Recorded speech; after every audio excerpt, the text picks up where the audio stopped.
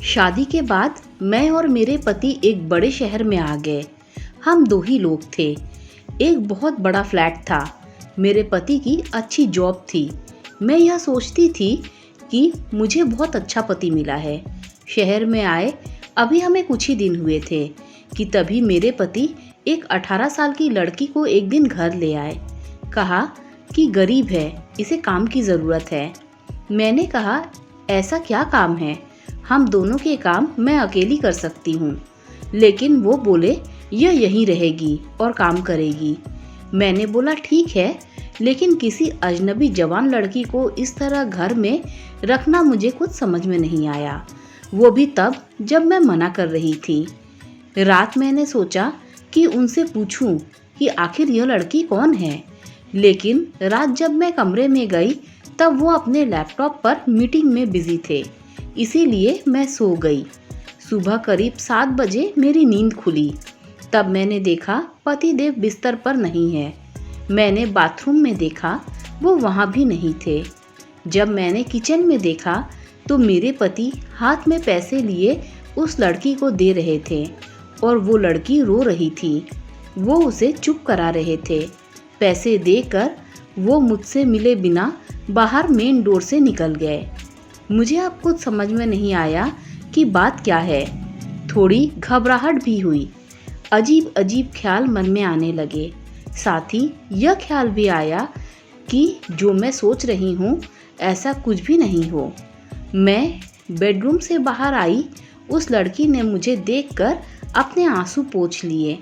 मुझे देखते ही बोली, मैडम, साहब बोले हैं वो आज शहर के बाहर जा रहे हैं, कल शाम तक आएंगे। आप सो रही थीं, इसीलिए आपको उठाया नहीं। मुझे कहा कि आपको बता दूं। मुझे उससे बात करने का बिल्कुल भी मन नहीं था, इसीलिए मैंने उसकी तरफ देखा भी नहीं। बस अब मैं अपने बेडरूम में बैठी कुछ सोचने लगी। शादी को अभी 1 ही महीना हुआ है और मैं उनके बारे में न जाने क्या क्या सोचने लगी। लेकिन उन्होंने मुझे सोचने का कारण भी दिया है। एक तो यह लड़की वो अचानक ले आए। मेरे मना करने के बाद भी उन्होंने इसे यहाँ काम पर रखा और आज वो उसे रुपए भी दे रहे थे। मैंने सोचा कि एक बार फ़ोन कर उनसे बात करके देखती हूँ। मैंने उन्हें फ़ोन लगाया पर उनका फ़ोन स्विच ऑफ बता रहा था। यह पहली बार था जब ऐसा हुआ था कि उनका फ़ोन बंद है। अब मेरा सर और भी चकरा गया। इतने में वो लड़की रूम में चाय लेकर आती है। बोली, मैडम चाय। मैंने भी उससे पूछा, तुम्हारा नाम क्या है? बोली, राखी। उसके पास फ़ोन भी था और अब वो वाइब्रेट हो रहा था। फ़ोन को रिसीव करने वो दौड़कर मेरे बेडरूम से बाहर गई। मुझे दूर से अब यही सुनाई दे रहा था कि उसने कहा कि मैं आती हूँ।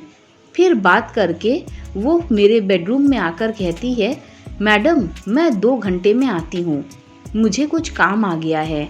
इतना बोलकर वो मेरी हाँ सुने बगैर ही चली गई। मैं कुछ बोल ही नहीं पाई, लेकिन फिर 2 मिनट मेरे मन में आया कि क्यों ना इसका पीछा करूं और मैं उसका पीछा करने लगी। वो मुझे मेरी बिल्डिंग के नीचे दिखाई दी। उसके बाद उसने एक रिक्शा लिया। मैंने भी एक रिक्शा लेकर उसका पीछा किया।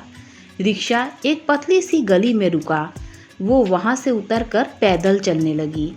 बहुत सारे छोटे छोटे घर से होते हुए वो एक घर के आगे रुकी। मैं लगातार उसका पीछा कर रही थी। क्यों कर रही थी, क्या जानना चाहती थी, इसका मुझे कुछ भी पता नहीं था। बस मैं उसके पीछे थी। दरवाज़ा खुलते ही वो माँ से लिपट गई। उसकी माँ और बेटी दोनों रोने लगी। दरवाज़ा बंद करना भी भूल गए। मुझे लगा कि अब मुझे सामने जाकर बात करनी होगी कि परेशानी क्या है। मैं उसके सामने गई। मुझे देखकर वह लड़की बोली, मैडम, आप यहाँ पर? मैंने कहा, तुम्हारे साहब बोल गए थे कि तुम्हारा ध्यान रखना। उसकी रोती हुई माँ बोली कि ऐसे इंसान बहुत कम मिलते हैं। मैंने पूछा, क्या परेशानी है, आप मुझे बताएं। माँ बोली कि इसके पिता साहब की ऑफिस में सिक्योरिटी में नौकरी करते थे। अचानक हार्ट अटैक से उनका देहांत हो गया। इसका एक भाई है, लेकिन उसे पीने और जुए की लत है। वो मेरे पास एक पैसा भी नहीं रहने देता था। मैं अपनी परेशानी लेकर साहब के पास गई और उन्होंने पैसों से हमारी मदद की। साथ ही उन्हें जब मैंने बताया कि इसका भाई ऐसा है, तो उन्होंने कहा कि इसका यहाँ रहना सही नहीं है, इसीलिए वो इसे अपने घर में ले गए। मैं इनकी बातें सुन रही थी कि उनका फ़ोन आया। मैंने फ़ोन रिसीव किया। वो बोले कि उनका फ़ोन रात में मीटिंग की वजह से चार्ज नहीं था, इस कारण बंद था। मुझे पूछा कि कहाँ हो, तो मैंने बोला मैं उस लड़की के घर आई हूँ। तो वो बोले हाँ, मैं रात में तुम्हें बताने वाला था, पर मीटिंग की वजह से लेट हो गया और तुम सो गई। मुझे उस समय जो सही लगा वो मैंने किया, इसीलिए मैं उसे तुम्हारे पास ले आया। मैंने कहा बिल्कुल ठीक किया आपने। लड़की को लेकर फिर मैं अपने फ्लैट में चली गई। अब मैं उसे और अपने पति दोनों से ज़्यादा प्यार करने लगी। दोस्तों, गलतफहमी किसी भी रिश्ते को बर्बाद कर सकती है, इसीलिए यदि कोई गलतफहमी या शक हो तो हमें एक दूसरे से बात करके उसे दूर करने का प्रयास करना चाहिए। और दोस्तों, अगर आपको ये कहानी अच्छी लगी हो तो लाइक, शेयर, सब्सक्राइब कीजिए। Thanks for watching this video. और हाँ, हाइप देना बिल्कुल मत भूलिएगा।